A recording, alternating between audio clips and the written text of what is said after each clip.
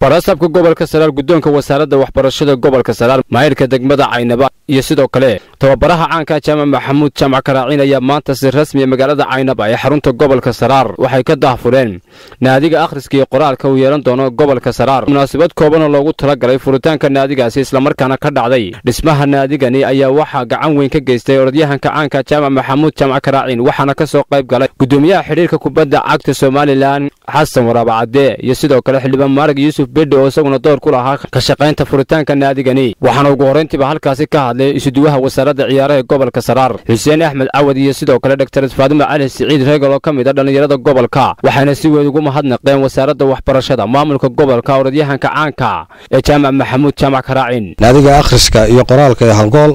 ee gobolka Saraar doorka ugu weysa waxa ku lahaa oo anagana farxad gaar ah noo ah Jaamac Maxamuud Aadan oo iyo xildhibaan Bedde iyo ururka halkaraan xubin ka socotay markaas oo halkan ugu yimi oo asaaskeeda lahaa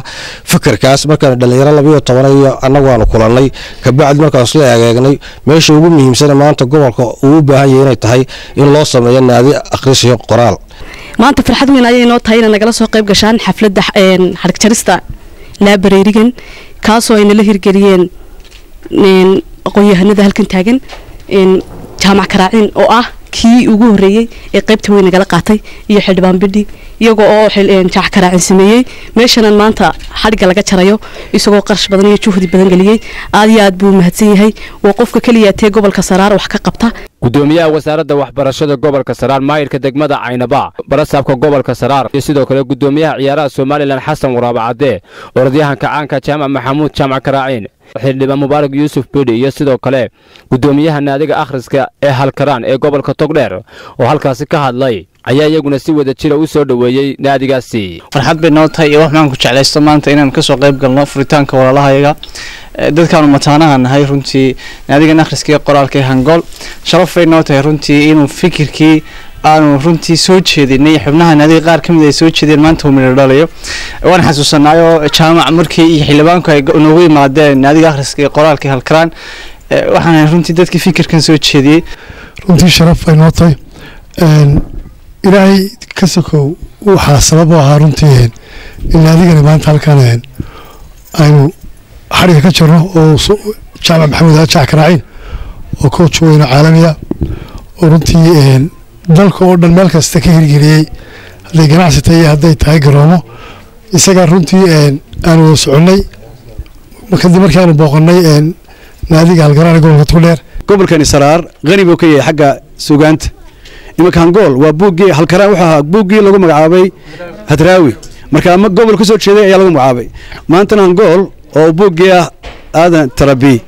tarabi marka ay Hangool kaliya ma wax weyn waa aadan tarabi lagu xusay magaciisi waayo uu istaahilaa taariikhdu ku leeyahay dalkiisa iyo dadkiisa haddayna qiimeyn qofkeena qiimaha sharafta leh yaa qiimeynaya weeyo su'aashu maanta waxay muuqda leyd baxaya gobolkeegii oo ku farxayo insha Allah leyrkaasna madaxda gobolka Ilaahay sabab uga dhigo barasabkana waxa leyrka imka bilaabmaya inaad halka ka sii qaado hambaliyaan idin leeyahay waxbaad qabsateen waxbaad qabanaysaan halka ka sii wada meel weyn baa gaari doontaan insha Allah gobol buuxa la doonay meesha waa la tartamaya librarian de kulli waxa weeyaan gobolka uu ka dhinaa alxamdulillaah rabbil caalamiin haday maanta noqotay in la daahfuro aad iyo aadna waan ugu reereynaa waxaanuna uga mahad celinaynaa oo ugu mahadnaqaynaa Ilaahay baa horta mahad iska leh laakiin number 1 waxaanu siinaynaa Jaamac Maxamuud Aadan halkan waxaan uga mahad celinayaa dhalinyarada gobolka Saraar iyo dadkii aqoontan iyo naadigan akhriska himiladiisa iyo in la keeno Caynaba iyo gobolka ku soo hagay ee uga mid yahay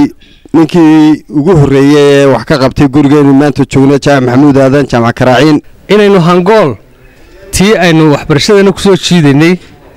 waxa xun iskaga cadaadinaynay nabadgelyada lafteedina inaan Hangoolka ku qabanay ayaynu sheegnaa marka aad iyo aad baan ugu mahad celinayaa dhalinyaradii fikirkan keentay iyo cidii ka qayb qaadatay